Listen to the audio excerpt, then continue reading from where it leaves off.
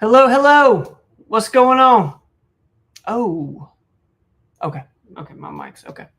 I was thinking I was without sound for a second. Caroline, what's up? Good to see you over here on Instagram. I see Roel's in the building. Jerry, hello from the UK. D. Lynn, hello. We're going to let a few people come in. I'm going to write a little comment here. Doing this on Instagram, guys.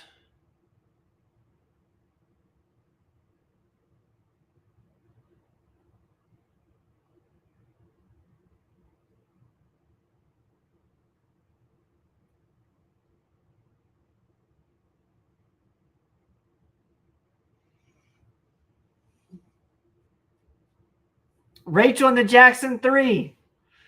What's up, Jackson 3? Y'all having some dinner? I just finished my dinner. I had some little family dinner as well. Let's see here. We'll let people come in. Thank you, guys. If you're with us, let me know. Let me know where you're at. Let me know if you're new. Tom, what's up? You didn't live today. Nice. Thank you, man. Thank you so much, Tom. I got a little lift in. It was, I don't even know if I'd say it's, I mean, it was something. It was something. Michelle, hello. Mama T, hello. Ed, what's up? Great to see everybody on Instagram. We're taking questions here. Doc will be with us in just a minute. Any new people here tonight? Any first timers? We do live Q&A here every Tuesday, 7 to 8 p.m. I'm excited to be with you guys here tonight. We're going to answer all your health and wellness questions over here on Instagram. I'm over here on Facebook. Am I live on Tom? Am I coming through on Facebook? I got a little notification saying Facebook was weird. Let me know, Tom, if I'm showing up. I believe I'm okay. Cool. Thank you. I think I'm on YouTube. Edna, what's going on? Thank you guys for hanging out. Real quick, I'll go over before Doc gets here. I'm going to go over just what went out on Performance Weekly this week. As you guys know, we send Performance Weekly, our weekly email out at 3 p.m. on Tuesdays. And let me see if I can find a graphic. There you go. Some of you guys will recognize this guy, Dr. Scott Fitzpatrick, an amazing acupuncturist here in East Tennessee. Him and Dr. Rogers talk about why fascia matters. If you don't know about fascia, you need to know about fascia. And Dr. Fitzpatrick does a fantastic job describing why it's important and what you can do to help your fascia. I've been kind of in the tennis world, fascia has been like a big thing for a long time. So I really appreciate Dr. Fitzpatrick coming on and talking to us about that. What's going on, man? Welcome. You see you got your Brookhaven on. Yeah, you got your... Yeah. We just had a Brookhaven burger. I like it. Do we need these? We do. We do here in a second. Yeah. Real quick, I want to put this up. Robin Riddle had a brand new episode of Explain This today. Went out this morning, and it's on syncing nutrition and workouts with your menstrual cycle. Ladies, this is important. This is something that was completely new to me, and she talks about just how to eat during the entire month. We actually talk a lot about women's cycle here on the shows with hormones. So definitely watch this episode because it'll change the way you think about your workouts. It'll change the way you think about when to eat more protein versus more fats. So shout out to Robin Riddle for that episode of Explain This. So hope you guys get to see that if you haven't already. All right, if I can find, let's see here. Why is that up there?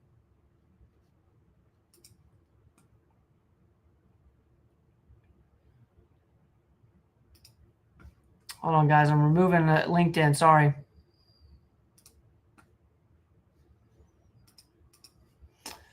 All right. Okay, we back? Everybody here with us? Sure, you know what you're doing. Did you hear that Weight Watchers is getting into the women's hormone business? I did. Tell us a little bit about it. Well, I just read it in the Wall Street Journal this morning that Weight Watchers who went bankrupt earlier this year, they've reorganized and they just try to make a buck, I think. Weight Watchers? Yeah. I do. They realize that I think it's been a hokey organization the whole time that I've known it. It's been around for a long time. They had you counting all these points and they had the wrong kind of diet for one thing. I mean, it was totally not based on lower carb. It was based on low fat. And, all these, in other words, for them, say you ate 100-calorie cookie, it was the same as 100 calories worth of apples, which makes no sense at all. Yeah. Yeah. I mean, to them, a calorie is a calorie. They didn't do their research for a company been around that long. So then when the GLP-1s came along, they're out of business. They're bankrupt because they realize that, hey, it's not just what you eat. It has a lot to do with other things. And now they're trying to jump on the bandwagon of hormones because, as you know, women gain weight around menopause. So, and they do it through, telehealth. Somebody that is probably not that well versed in women's hormones because they're tricky. Women's hormones they're tricky. Yeah, and we were talking earlier this morning, not about this, but we were talking about hormones and weight loss, and and we firmly believe there should be more places like performance medicine, and you go, this is hard. Like it's hard to treat women's hormones. It's complicated, and it needs to be something that you factors. You do a lot of. Do cookbook medicine, especially with women's hormones. That's one thing is not cookbook. Yeah. So. Good luck. They use platforms similar to Roe and Hims and Hers, I think, and that kind of thing. But, yeah, it'll be interesting. It'll bring more attention to women's hormones, which is good. Yep, that's a good thing. Like we say a lot, we need to bring menopause out of the shadows and start treating menopause. So, any way we can get this out into the ether, the better. I see Grandma Mary's in here. Grandma Mary, I had a great time with you Friday night. We got to see the Eagles. I see Ivy and JC with Ivy's in here. Kelsey's in here from Bristol. We had Katie Lynn in here from Bristol, I believe. Hello, everybody. Great to see you. Coal miner's daughter, Evangeline, what's up? Terry from South Carolina, what's up? Hey, peaches are gone, aren't they? I bet they are gone. We're going to Johnson City tomorrow. I'm going to not get any peaches. No, you probably won't get any peaches. I don't think this late. I see Tom Fisher over here. Thank you, Tom. King Puka, what's going on? Great to see everybody on Instagram. We're taking live questions here as well. We had a few come in throughout the week. If you're new here, let us know. Linda, it was so good to see you Friday. Thank you for being in here as always. Let's see. You guys know the drill. One, tell me where you're from if you're new.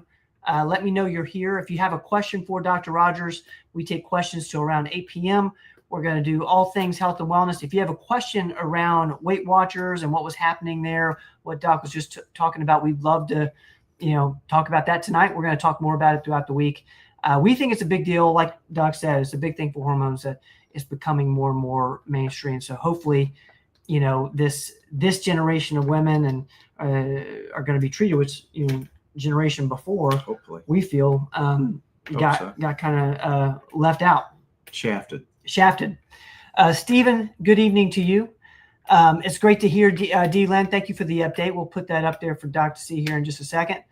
All right, let's take a couple questions here. We're taking questions here as well, guys. This came in through email. Which of your vitamins do you recommend taking if you get COVID? Since it looks like some of the ingredients may overlap. Yeah. Would you suggest taking all of these together? And they mention immune. So this is all the Dr. Rogers formulas: immune complex, quercetin, D3K2, and the super. So the question is, would you take all these together? Well, you wouldn't need the D3K2 because that's in the super, but you do need extra D3, but you don't need that much K2. So if you're coming down with COVID, certainly stay on your super, but also add the immune and the quercetin, and go up to like 50,000 units of vitamin D3, plain D3, which is dirt cheap, for about 5 days. And, the other thing you could do is use Cofix, which is almost like a betadine spray up your nose and in your throat. That'll help you a lot. And also there is, of course, vitamin C in the super, but I would take an extra vitamin C, another 1,000 of C as well. It's a lot more. There's a lot of COVID going around. It's mostly this mutation seems to be less viral. Yeah. So, I still treat it kind of aggressively. Yeah.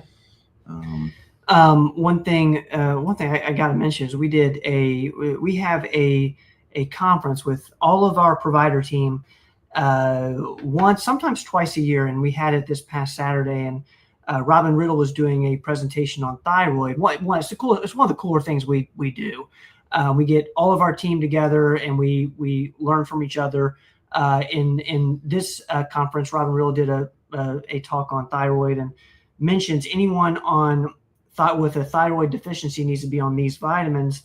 And we talked about that. And I asked about the super actually covers all the vitamins that you would need if you're on. Like the zinc, selenium, chromium, also has manganese, boron, copper. So it's a good, super's our best vitamin by far. Well, and you need to look if you're overlapping vitamins, because super covers quite a bit.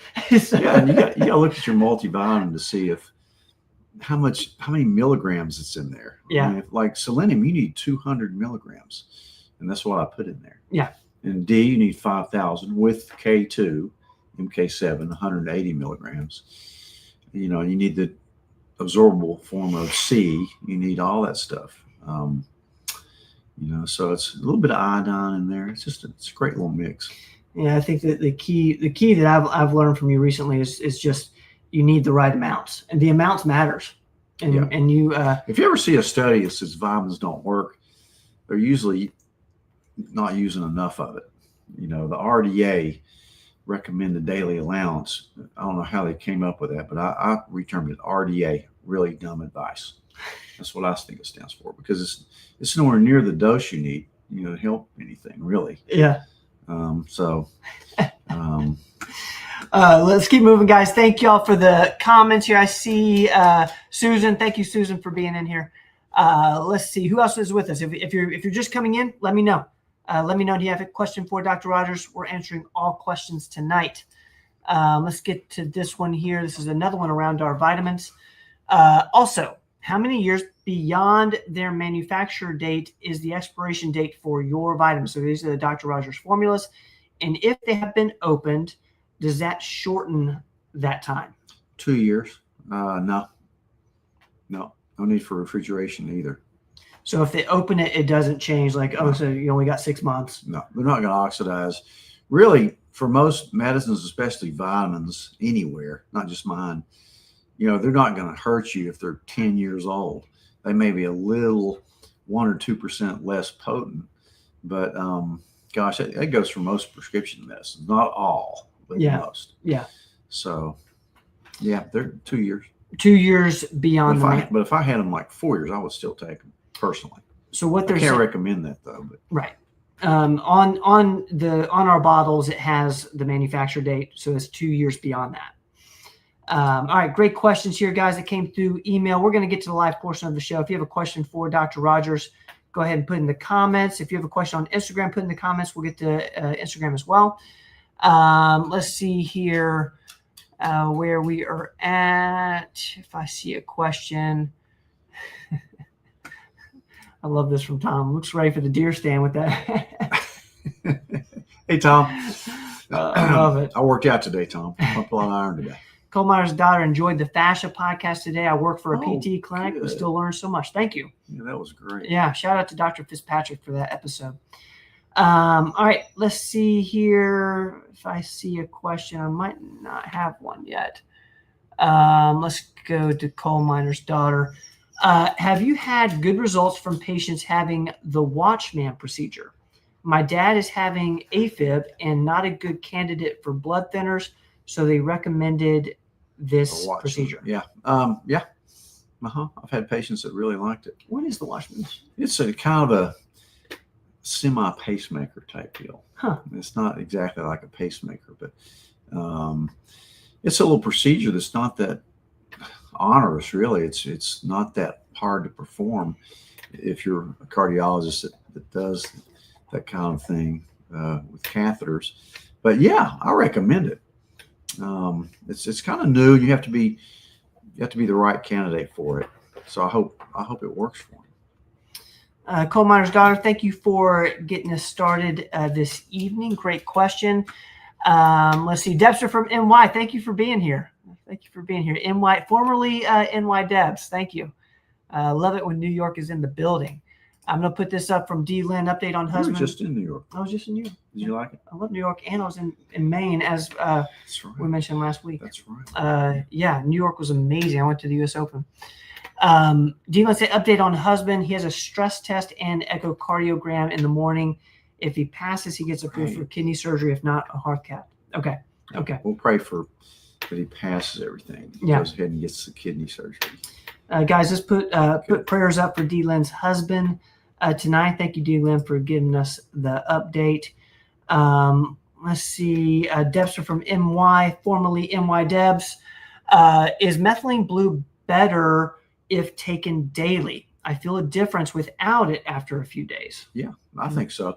I give everything, including most of my vitamins, 1 day off a week.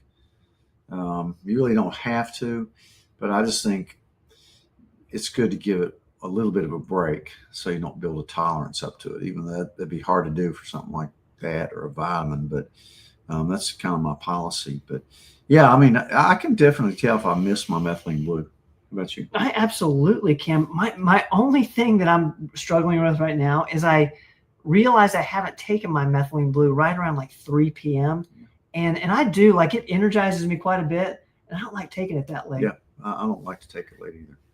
But the days I miss are the days that I don't recognize I haven't taken it till later. Dexter from NY, I hope that helps. Evangeline's got us a great question here. Let's start with the first one. How far down the biohacking rabbit hole have you gone? I'm interested in that. How far down the rabbit hole have you gone with biohacking? As deep as it goes.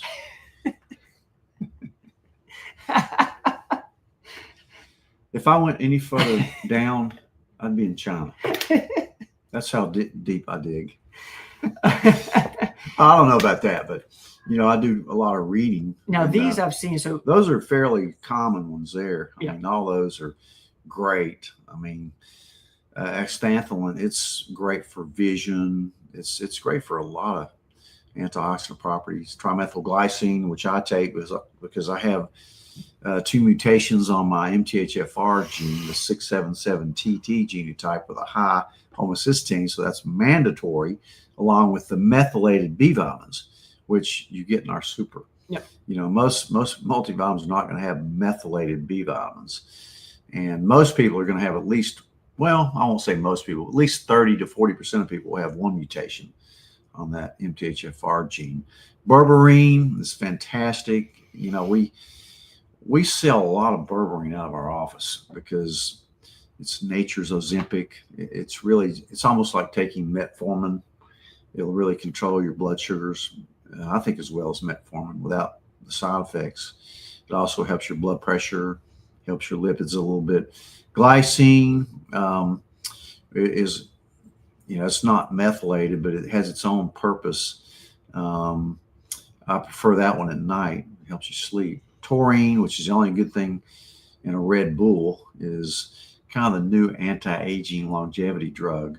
It really helps, kind of helps keep your telomeres lengthened, but it also gives you a little bit, it gives you energy and maybe helps that process called autophagy, cleansing of your old cells, getting rid of them, letting the new ones do their work instead of having a bunch of dead cells clogging the mess up.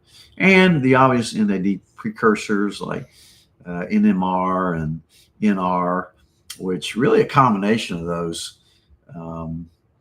is probably pretty good. They have a little bit different. If you take a deep dive on that, which you could with Peter Attia, I listen to a lot of his stuff, and he's not really big on taking NAD plus itself. He prefers the precursors, and again, those probably don't compare to a longevity drug like rapamycin. And the experts that I've read really do not like those NAD drips that you can get for $700 at some of these drip bars.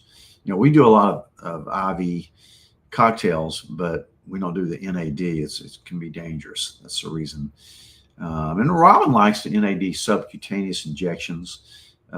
Really, NADs is something that you really do need, but the precursors are what I do. Yeah. I haven't tried the injections at this point. We'll not do a drip. If you do a drip, you got to do it so slow because you're going to have some reactions from it, most likely. Heaviness in your chest, and just going to scare you. So I'm not up for the drips. Yeah, I'm with you. You know, but I don't know. You know, a lot of what we do is biohacking, which is just really a way to kind of, I guess, I don't know if you call it cheating, you know, Mother Nature. You know, Mother Nature's harsh at times on aging people. Yeah. You know, we're meant to die after we reproduce, then you're meant to just fall off the face of the earth. The problem is we're living a long time. So if you want to stay healthy at an advanced age, then you have to do some biohacking. Yeah. That's what I call it.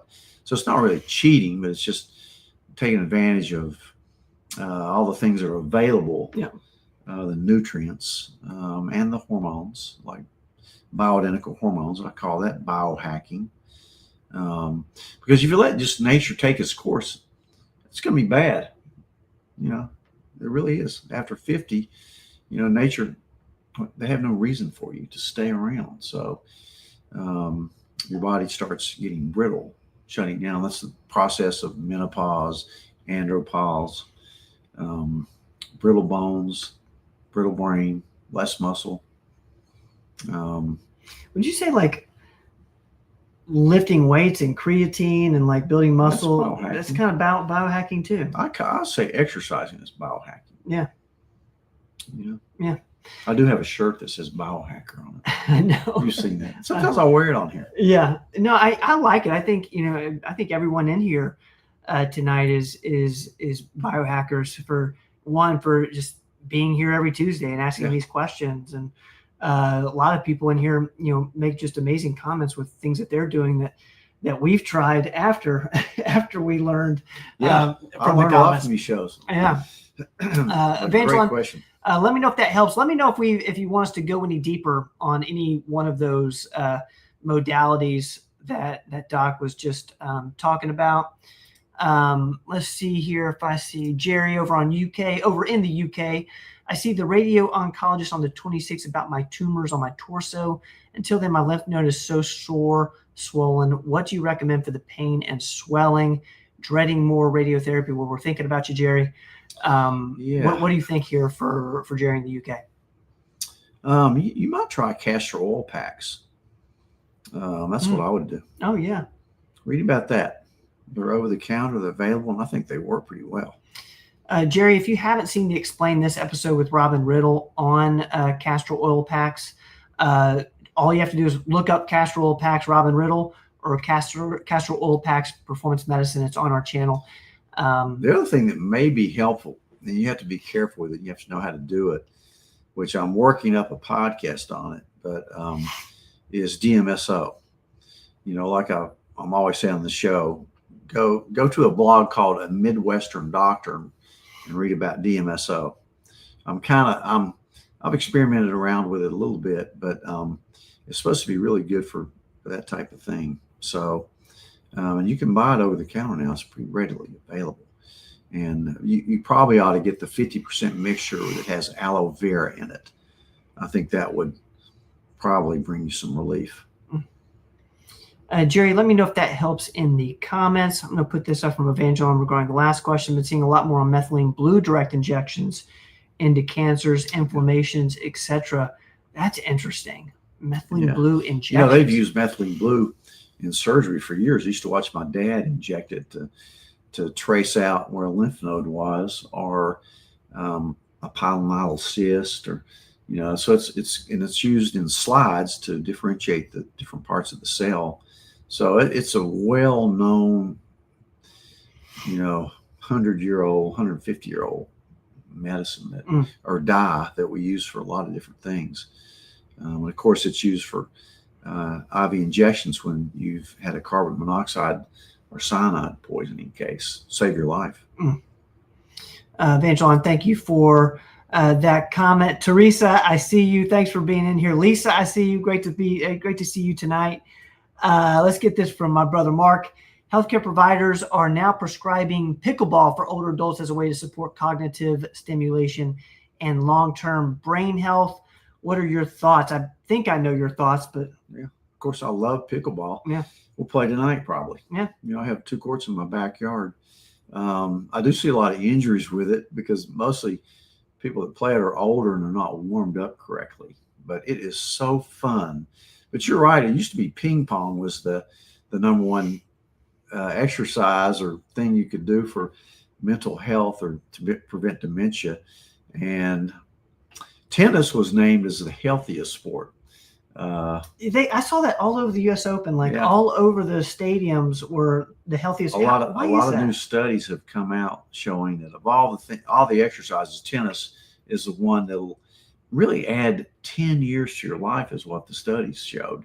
But really, I have a suspicion that pickleball is even better. Why? Why is pickleball better? Yeah, because I would think tennis would be better because you're swinging more, you're using more of your body. Well, you're probably right, because if you can play tennis at 70 years old and play it well, then you probably are right. But pickleball, you're right. Pickleball is easier. Yeah. It's more available. It's we all grew up playing tennis. Ben played professional tennis all over the world, and tennis is a hard sport. It's impossible to really pick it up later in life and play really good. I can tell you that. Just by watching people through the years, and we all grew up playing it. And, doesn't matter how good an athlete you are, you could get Michael Jordan to play tennis and he'd be terrible at the beginning. He'd never be great at all. Probably not. You'd have to start when you're about 5 years old. Like you started earlier than that, but yeah, it's just one of those things that takes so long to groove your strokes in. Yeah. But there's a lot of strategy, a lot of thinking that goes on with tennis or pickleball, keeping the score.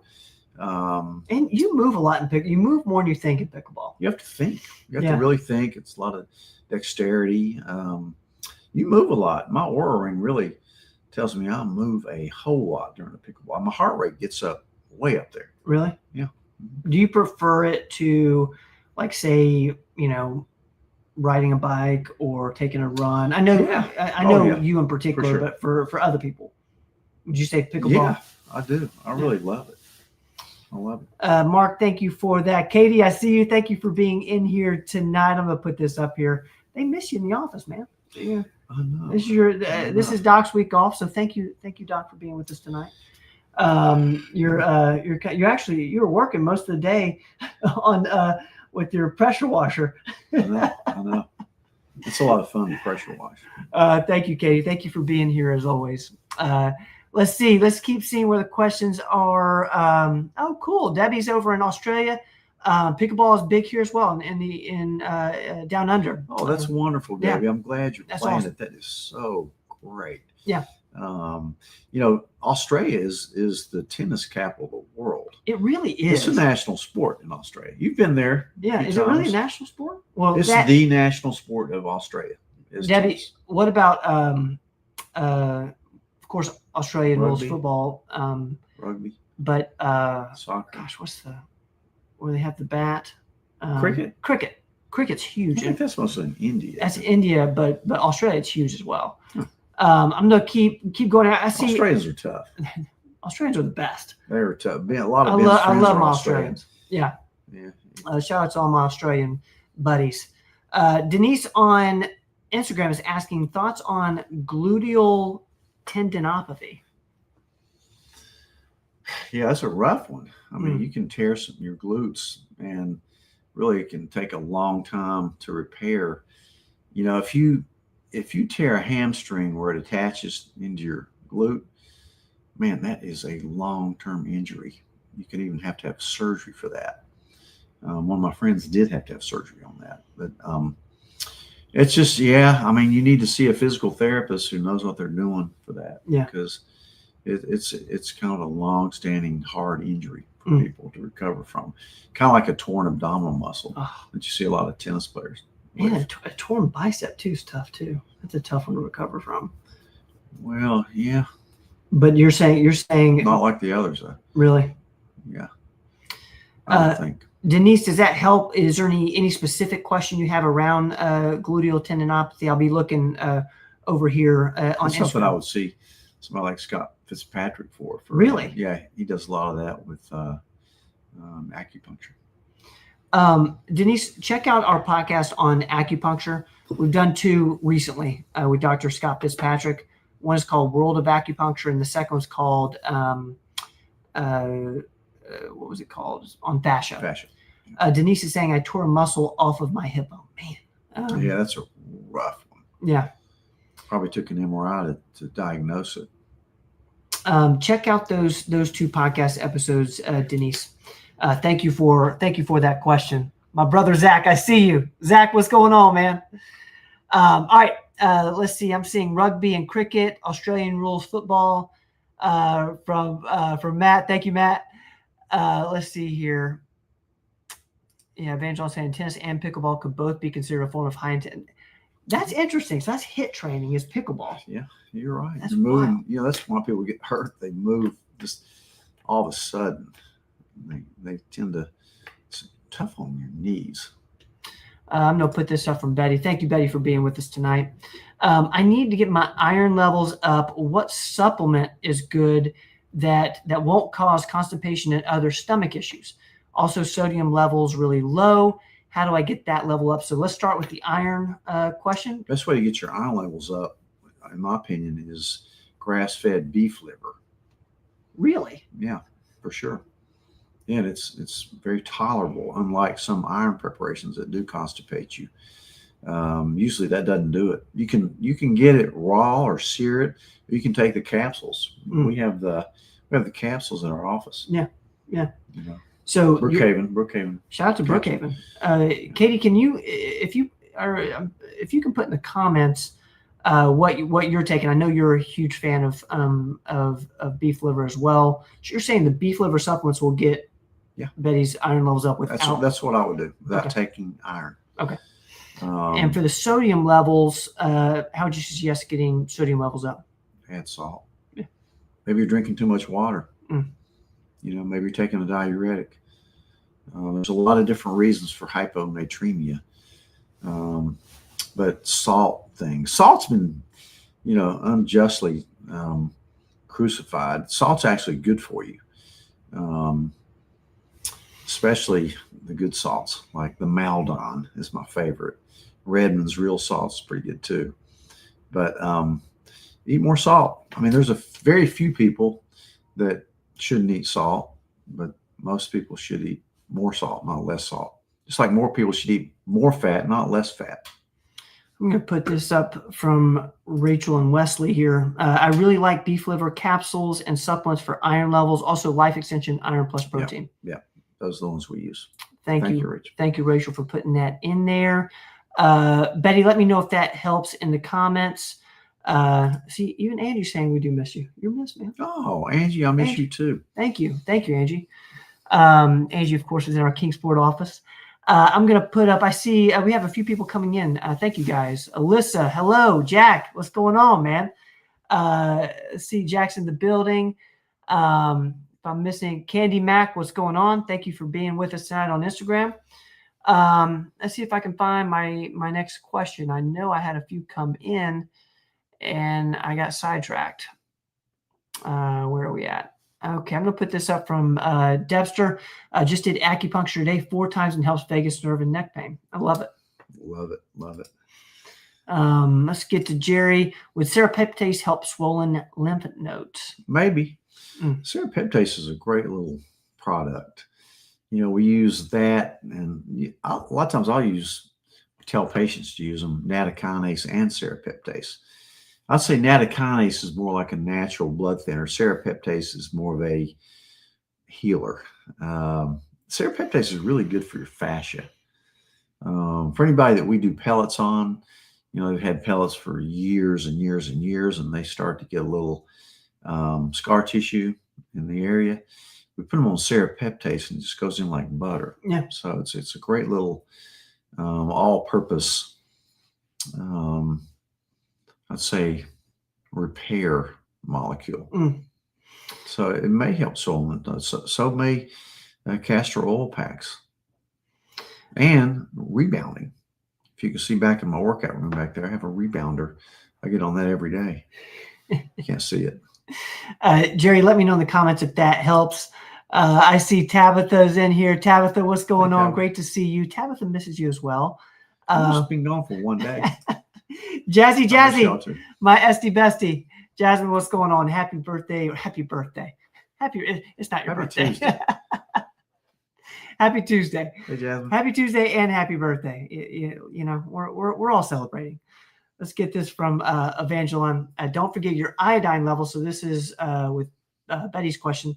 Don't forget your iodine level seems to be an epidemic these days. That's exactly right. I've also heard probiotics won't work as efficiently without proper iodine. Yeah. Nice. I always recommend you get them checked. The iodine levels are hard to check. Can't really do it through serum. You have to do it through a dried urine test. It's true that most Americans are deficient in it.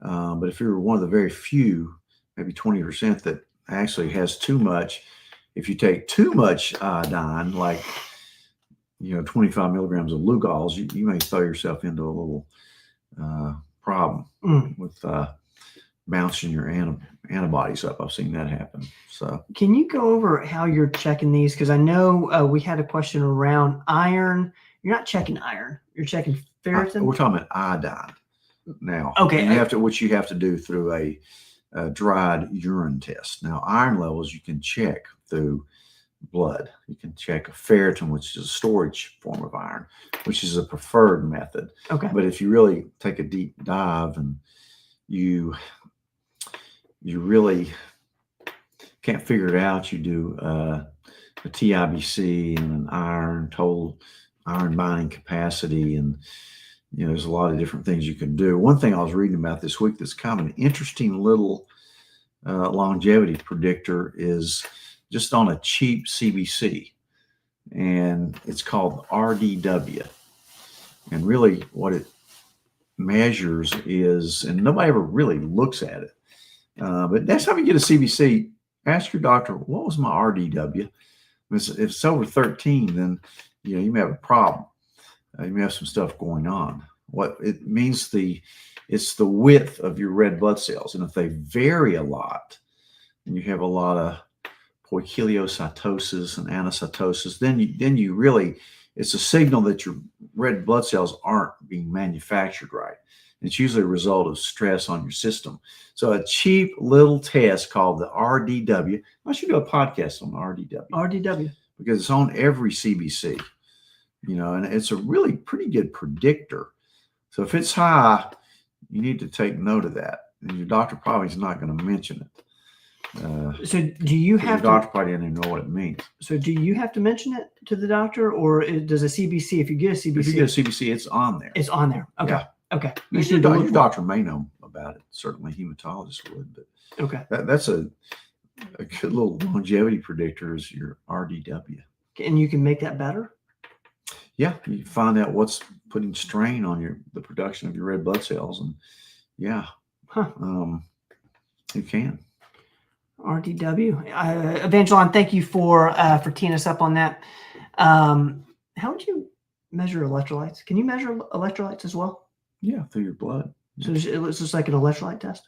Yeah, you do a complete blood, CMP, complete metabolic panel, and your electrolytes are on there. Okay. Sodium, potassium, chloride, sugar levels. All right. Thank you guys for teeing us up on these topics. I know I'm missing somebody and I just cannot find them. If I've missed your question, put it at the end for me, please, if you can. Oh, I see. My wife, Hey, Amanda. She just cooked us dinner. That's good. Let's see what the wife is asking. Can you supplement creatine to mimic effects of Adderall? That's a good question. That's a stretch. Creatine is more for muscle building. But so I wouldn't connect it. So I wouldn't say it would take the place of Adderall. Now, something like methylene blue could. That'd be more likely to. It really helps focus. Like Adderall is a focus drug, and adult ADD is one of those things I really like to treat. It's very gratifying to treat adult ADD. Why is it so gratifying? Because it changes their life. That's wild. They've gone their whole life and they couldn't finish things and concentrate, and then it hurts their relationships because they're always interrupting other people. And it's just interesting to treat. Just gratifying to see people, change their life. Yeah. I think that and hormone replacement, probably the two most gratifying things that we do. At least patients that'll come in and say it changed their life. Yeah, for sure. Yeah, but that's you have to know cool. what you're doing. Amanda, thank you for the question. And I'm taking another one here. Can B6 lengthen the luteal phase of your cycle? B6 lengthen the luteal phase of your cycle. Wow. I'm gonna have to ask Robin Riddle that. That might be a Robin question. So Robin, if Robin's in here tonight, we will ask Robin. Yeah. We will ask Robin that. Can B6 lengthen the luteal phase of your cycle? All right. Thank you, Amanda. Let's keep moving here. I saw. Okay. Thank you, guys. You are putting them at the end. Thank you. There we go. Brooke, what's going on? I love it. Hello. I hope you guys are doing amazing. Doing amazing. Thank you for being in here tonight. It's so good to hang out good to have people on Saturday. Night. Yeah.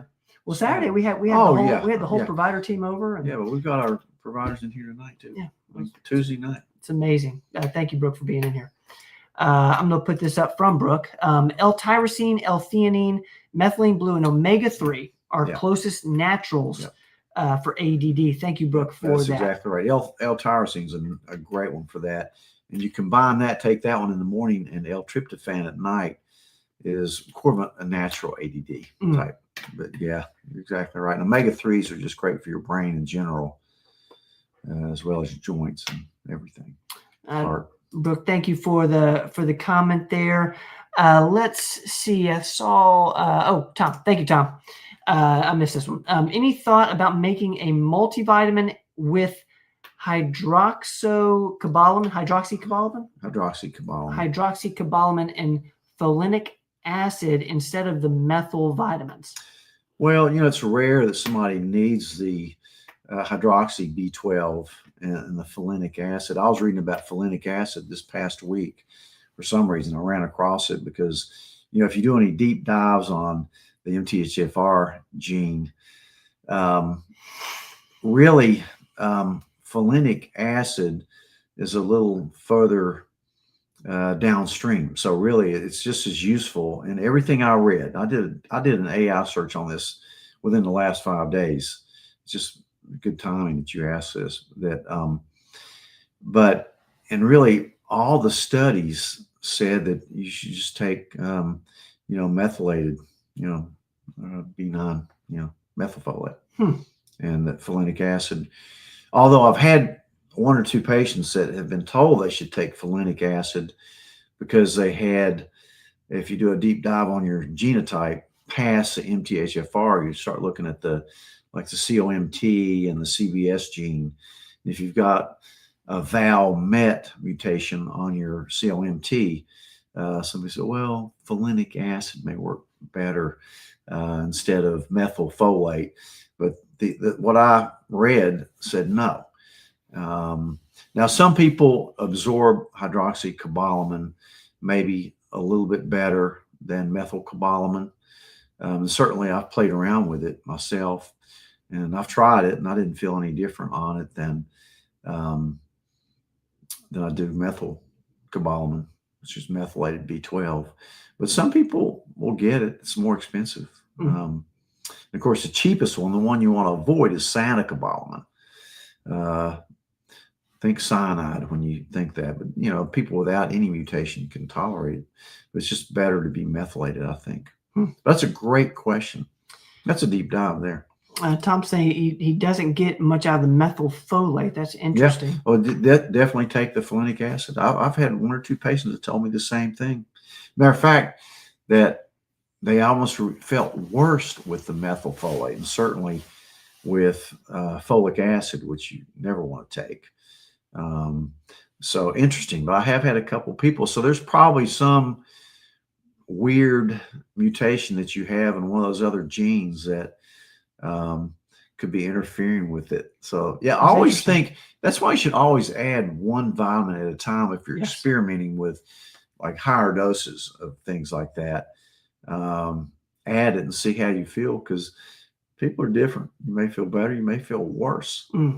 A lot of times when you feel worse, though, it's almost like your body's detoxing, which can be good. This can be a good thing. But if it's consistently worse, no, stop it.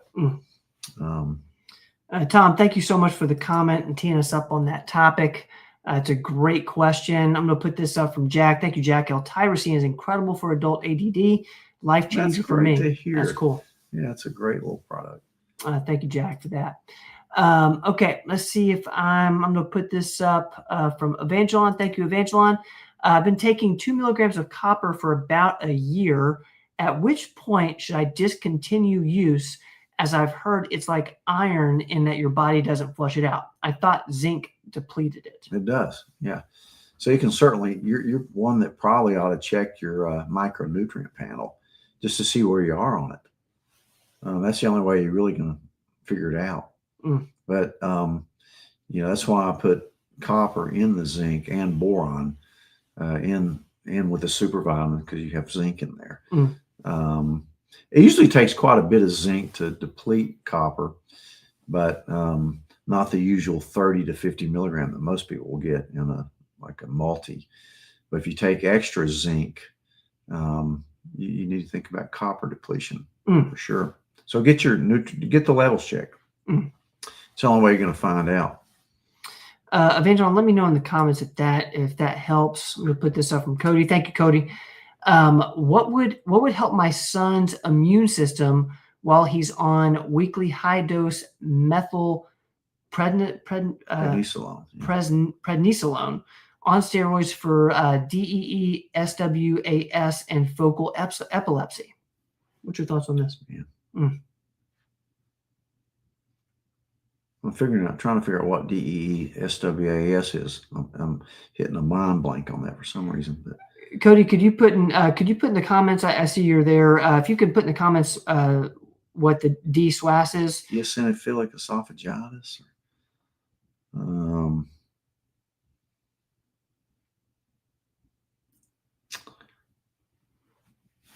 Let's see here. I don't know if he's on it if he's on it chronically or just a short course of it. Weekly high dose methylprednisolone. Interesting. Oh, here we go. Delayed epileptic encephalopathy. Encephalopathy. Wow. You're gonna have to really take your neurologist word on what to do for that. Of course, I think he ought to have a gummy of a multivitamin that has vitamin C in it for sure. Would help his immune system. And I'm not sure shortwave action and sleep. That's interesting. Yeah.